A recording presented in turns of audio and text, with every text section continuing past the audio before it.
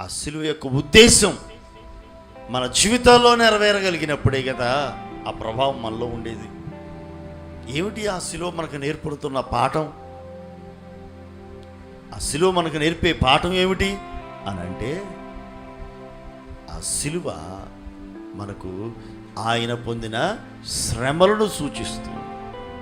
అవి మన దేహం మీద మనం చూపగలగాలి, మన జీవితంలో అది చూపించగలగాలి.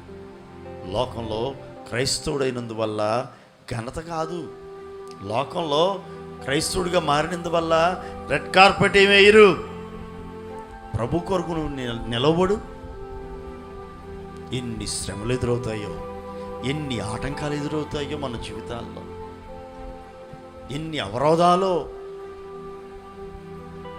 ప్రతిదీ ఆటంకమేగా. వాటన్నిటినీ జయించుకుంటూ మనం ముందుకు వెళ్ళాలి.